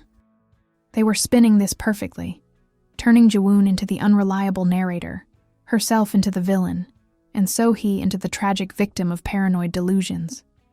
They're good, she muttered. They've had years of practice, Ji-woon replied. He was listening to the audio feed, his expression tight with controlled rage. But they made a mistake. What mistake? They're fighting this publicly instead of quietly through legal channels, which means they're scared. Desperate people make errors. Or they're confident they can win the PR battle before the legal one matters. Then we give them something they can't spin. He stood, straightened his tie with deliberate precision. Time to stop letting them control the narrative. The counter-press conference was scheduled for noon at HJK headquarters. Ji-woon insisted on doing it without a prepared statement, without lawyers stage managing every word. Just him, the truth, and whatever questions came. Ariel positioned herself off-camera, close enough to intervene if needed. The press room was packed. Cameras, reporters, the electric tension of a scandal about to detonate wider. Ji-woon walked to the podium with his white cane, his assistant guiding him briefly before stepping back. He stood there, dark glasses reflecting the camera lights, and the room fell into anticipatory silence. My name is Han Ji-woon. I'm the CEO of HJK Group. And 6 months ago, someone tried to kill me for the first time. He spoke for 25 minutes, calm, precise, devastating. He detailed the Tokyo crash, the fake license plate, the driver who vanished, the security team that received unauthorized schedule changes. He described the Fifth Avenue incident, the simultaneous calls that pulled his bodyguards away, the bus that should have killed him, the stranger who didn't hesitate to act. And then he pulled out his phone, connected it to the display screen behind him, and showed the messages. Every encrypted text, every financial transfer, every piece of coordination between Kang So-hee and her father. The room erupted. Cameras flashed like lightning. Reporters shouted over each other, a cacophony of questions and demands for clarification. Ji-woon held up a hand, and somehow, impossibly, they quieted. I was engaged to Kang So-hee because I was told it was my duty. Because I was told it would protect my family's legacy. Because I was told that love didn't matter as much as stability and strategic advantage. His voice dropped, became something raw and honest. I was wrong to believe that. And I was wrong to ignore what I knew in my gut was true. That I was being used as a chess piece in someone else's game for power. He paused, and when he spoke again, his voice was stronger, clearer. But I'm not a piece. I'm a person. My blindness doesn't make me incompetent or easy to manipulate. It doesn't make me less capable of leading this company or recognizing when I'm being betrayed. He turned slightly, as if addressing everyone in the room individually. And I refuse to let fear or duty or tradition force me into a lie that could have killed me. That nearly did kill me. Twice. He stepped back from the podium. The room exploded with questions again, but he ignored them, turning toward where Ariel stood, She met him at the edge of the platform, and without thinking, without caring who was watching or what cameras captured, she took his hand. "You did good," she said quietly. "We're not done yet," he replied. But he squeezed her fingers, held on like she was the only stable thing in a world spinning out of control. The fallout was immediate and brutal. Within 2 hours, prosecutors issued arrest warrants for both Kang So-hee and director Kang Hyun-woo. Financial regulators froze Kang Enterprises' assets pending investigation. The HJK board called an emergency session, and by evening, Director Kang had been removed from his position with immediate effect. But So-hee and her father had vanished. "They ran," Ariel said, pacing Ji-woon's office like a caged animal.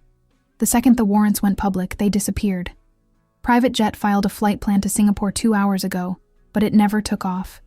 Airport security checked. They never boarded. They're in the wind. They won't get far," Yoon-hee said from her position near the window. She'd taken up semi-permanent residence in her son's office, coordinating with legal teams, investigators, and her own network of contacts. "I've frozen every account they have access to. Their properties are under 24-hour surveillance.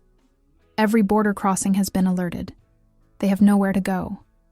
Cornered animals are the most dangerous," Ariel countered. "They've got nothing to lose now. If they can't have the company, if they can't walk away clean, they might decide to burn it all down out of spite." Ji-woon leaned back in his chair, fingers steepled, thinking. "Then we need to draw them out. Force them to make a move on our terms, in a place we control." "How?" Ariel asked, though she had a sinking feeling she knew where this was going. "A public event. Televised. Me, formally announcing the dissolution of the engagement and the criminal charges being filed. They won't be able to resist. So-hee's entire identity is built on image, on control, on winning. Watching me dismantle that publicly will drive her to act. That's insane. You're making yourself bait. It's strategic. We'll have security everywhere. Police, private contractors, people we've vetted personally. If they come for me, we'll be ready, and we'll catch them in the act. Or they'll succeed, and you'll be dead. Then I suppose you'll have to make sure that doesn't happen." He turned toward her voice, and despite the dark glasses, she felt the full weight of his trust. "Unless you have a better idea?" She didn't, and she hated that he was right. "Fine," she growled. "But we do this exactly my way. Full security protocols, controlled environment, multiple contingency plans. And if I say abort, we abort. No arguments." Agreed. And the announcement was scheduled for the following evening, a live broadcast from HJK headquarters' main conference hall, prime time, every major network carrying it. Ariel spent 18 hours coordinating security. She positioned plainclothes officers throughout the building, installed additional surveillance, ran background checks on every single person who would be in the building, and personally inspected every possible entry and exit point. But she couldn't shake the crawling sensation between her shoulder blades that whispered, "Something's wrong." She found Ji-woon in his private office an hour before the broadcast, sitting in the dark, hands folded on his desk. "You okay?" she asked, closing the door behind her. "Surprisingly, yes." He smiled faintly. "For the first time in 2 years, I feel like I'm actually in control of my life. Like I'm making my own choices instead of following a script someone else wrote." Ariel sat down across from him. "After tonight, this will be over, one way or another." "I know." He paused. "Ariel, if something goes wrong..." "Nothing's going wrong. But if it does..." He stopped, searching for words. "I need you to know that you didn't just save my life. You reminded me what it feels like to be seen as more than a title, or a disability, or a strategic asset. You saw me. Just me. The person underneath all the armor." Her throat tightened. "Ji-woon, I know this isn't the time. I know we have a literal conspiracy to dismantle and probable assassins lurking somewhere in this city." He laughed, self-deprecating. "But I needed to say it, while I still could." Ariel crossed to him, knelt beside his chair so they were eye level. She took his hand, pressed it to her face the way he'd done in the garden weeks ago. "You're not going to die tonight," she said fiercely. "I won't let you. And after this is over, after we've put Sohee and her father behind bars where they belong, we're going to have a very long conversation about all the inappropriate feelings I've developed for my client." He smiled. Real, warm, devastating. "I look forward to it." She leaned in, kissed him softly. Just once. A promise. "Me too." The broadcast setup was clinical. A simple podium, HJK's logo behind him, cameras positioned for maximum clarity. Ji-woon stood calmly, dark glasses in place, prepared speech in Braille on the stand before him.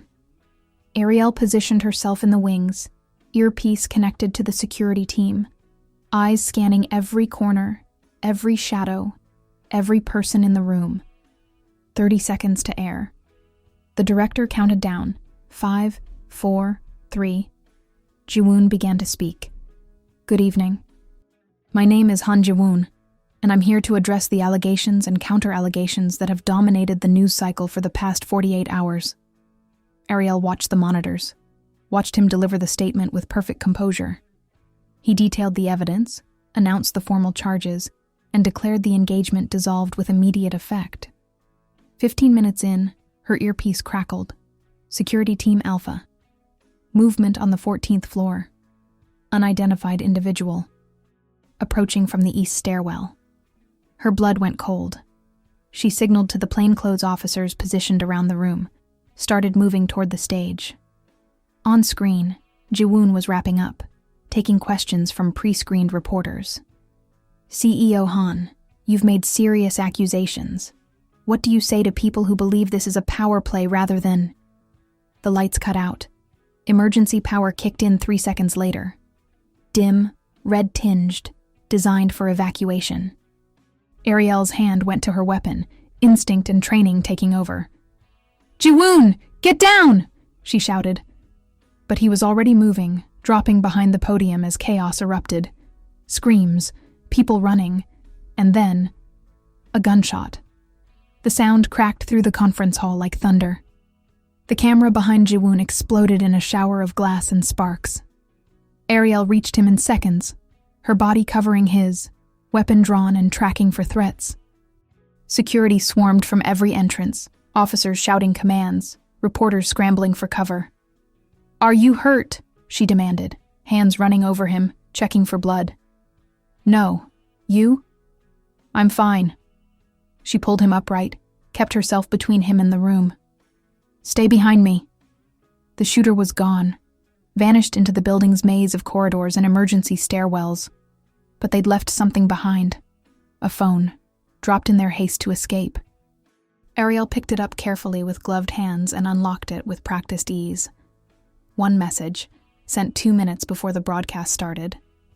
"Sohee, end this. Tonight. Whatever it takes. No more failures." "We've got her," Ariel breathed. The arrest happened at dawn. Police surrounded the luxury hotel on the outskirts of Seoul, where Sohee had been hiding in a penthouse suite registered under a false name. She was taken into custody without incident, her perfect composure finally, utterly shattered. The images of her in handcuffs, hair disheveled, makeup smudged, went viral within minutes. Director Kang was found 6 hours later at a private airfield, attempting to board a cargo plane bound for a country with no extradition treaty.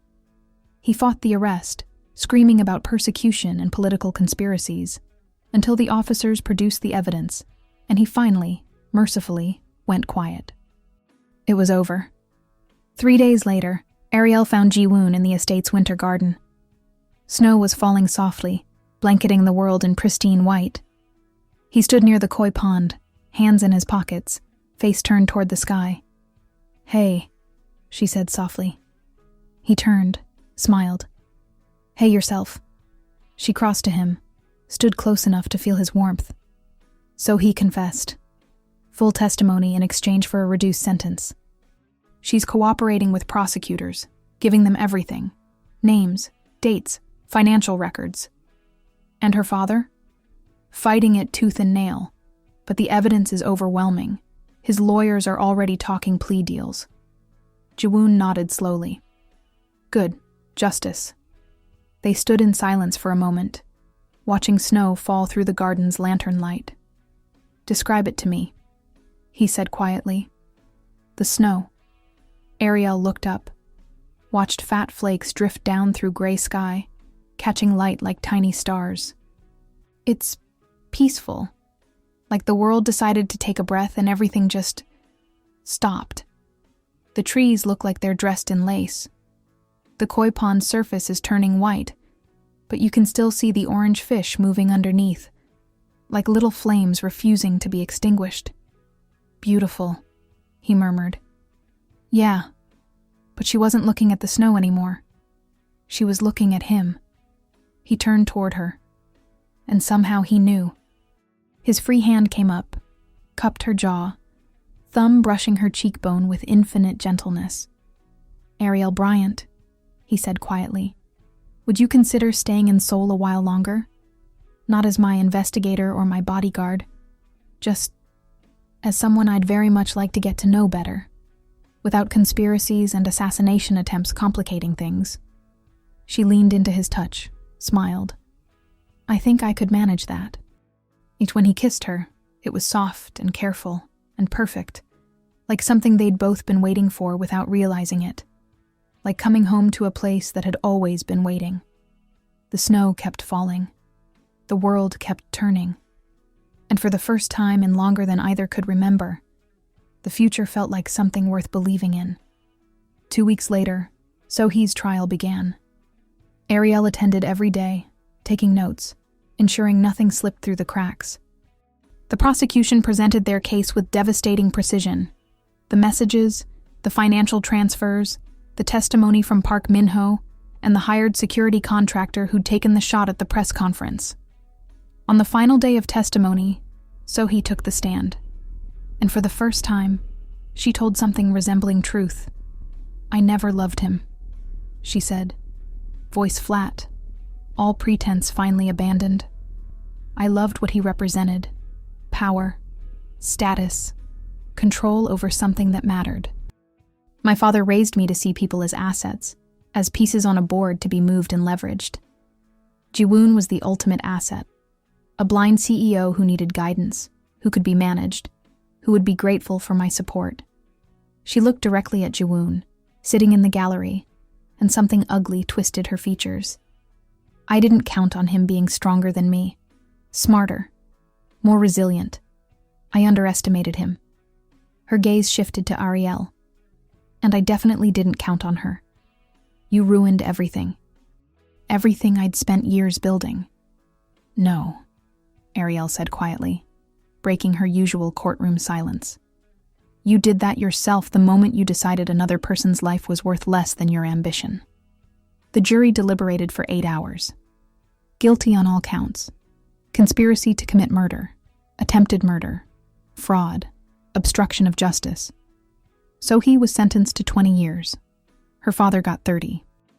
As they were led away in shackles, Sohee turned one last time, looked at Jiwoon sitting beside Ariel. You could have had everything with me, she said. Power, status, the perfect life. I already have everything, he replied, reaching for Ariel's hand. Just not with you.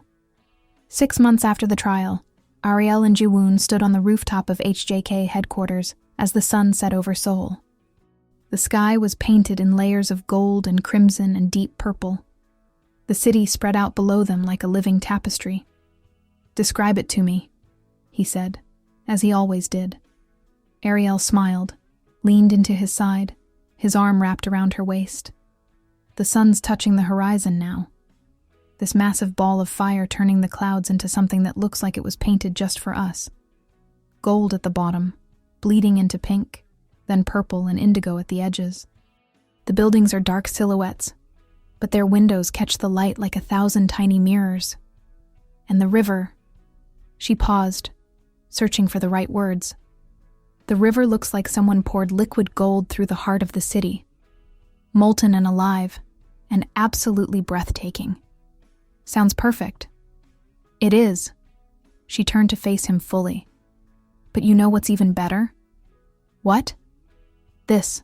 Us. Standing here after everything we've survived, still standing. Still choosing each other. He pulled her closer, rested his forehead against hers. I wouldn't want to be anywhere else. With anyone else. Not even somewhere without corporate conspiracies and murder attempts. Not even then. He smiled. You make the danger worth it. She laughed, kissed him slow and deep, tasting forever in the space between heartbeats.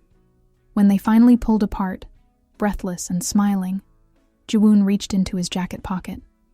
There's something I want to ask you, he said. Ariel's heart stuttered. Okay. Move in with me. Officially. Not as an employee in the guest house or a consultant with separate quarters. As my partner. In everything. She felt tears sting her eyes. Jiwoon. I know it's only been 8 months. I know we've spent most of that time dealing with trials and investigations and cleaning up the mess So he left behind. But I've spent my entire adult life being careful, making calculated decisions, never taking risks. He cupped her face in both hands. You're the best risk I ever took. So I'm asking, will you take the next one with me? Ariel felt tears slip down her cheeks, but she was smiling so hard it hurt. Yes. God, yes. Absolutely yes. He kissed her then, deep and desperate and full of promise, while the sun set over Seoul and their future unfurled before them. Uncertain, imperfect, and entirely their own. Ariel officially became head of corporate security on a Monday. Her office was 3 doors down from Jiwoon's, close enough to collaborate, far enough to maintain the appearance of professional boundaries. Those boundaries lasted approximately 4 hours before he found an excuse to summon her for a consultation that ended with her perched on his desk and his hands tangled in her hair. She built a team from scratch. Investigators, analysts, former law enforcement officers who'd been burned by corrupt systems the way she had. People who believed truth mattered more than optics, who understood that real security meant preventing problems, not just managing them after they exploded. Together, they started cleaning house, rooting out the last remnants of corruption Director Kang had planted over the years, building something better, something honest. You're good at this, Jiwoon said one evening, reviewing her quarterly security report in Braille. I had excellent training. She leaned against his desk, watching him work. Plus, turns out I really enjoy dismantling things powerful people think they can hide. Remind me never to cross you. Oh, I think you're safe. She smiled. You're the one person I'd never investigate. Never? Well, maybe if you started acting suspicious. He stood, crossed to her, pulled her into his arms. Define suspicious. Secretive. Evasive. Unexplained absences that you refuse to account for. Interesting. He kissed her neck, making her shiver.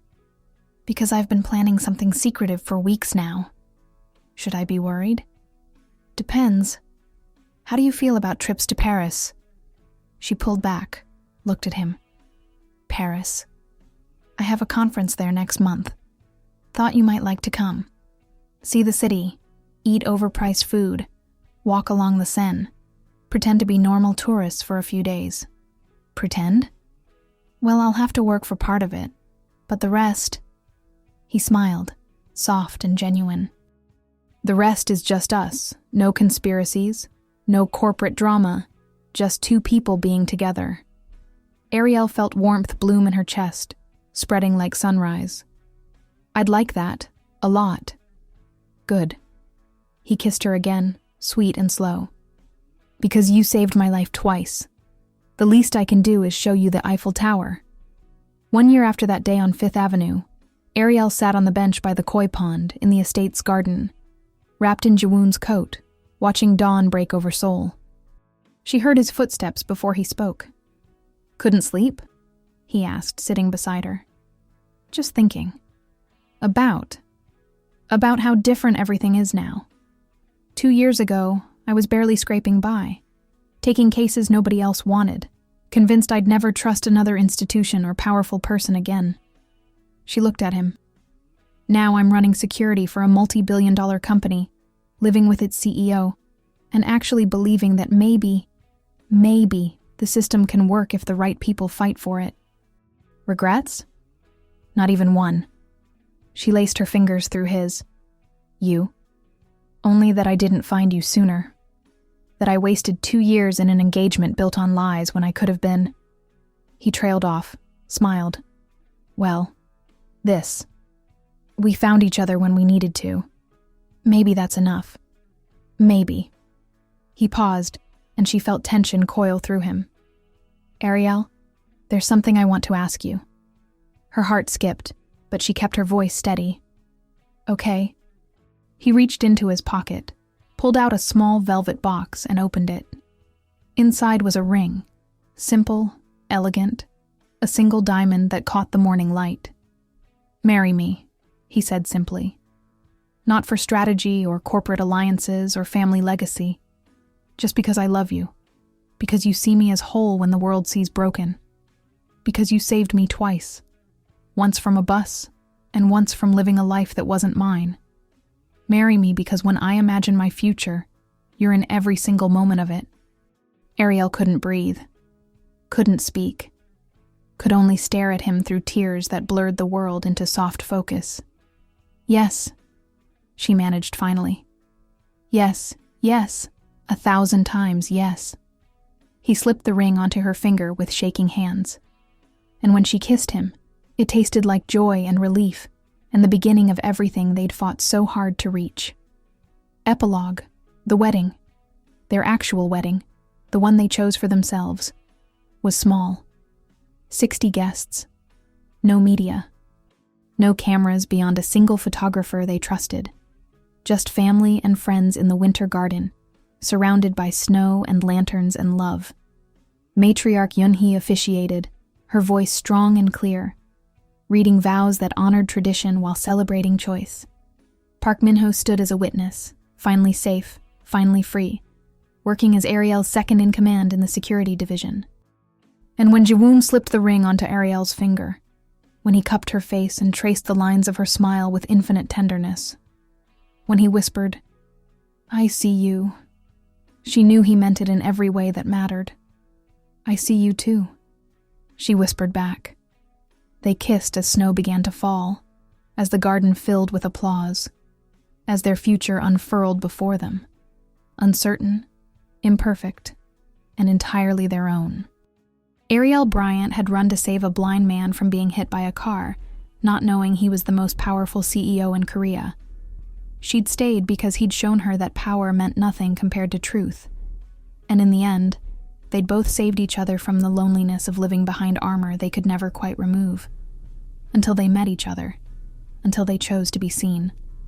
She saved him from a bus. He saved her from giving up on justice. Together, they saved each other from lives lived in shadows. If their story moved you, if you've ever been saved by someone who saw you when no one else did, or saved someone just by showing up at the right moment, share your story below. Subscribe for more tales of love that defies danger, truth that shatters lies, and the courage it takes to choose your own path. Because sometimes, the person who saves you is the one you never saw coming.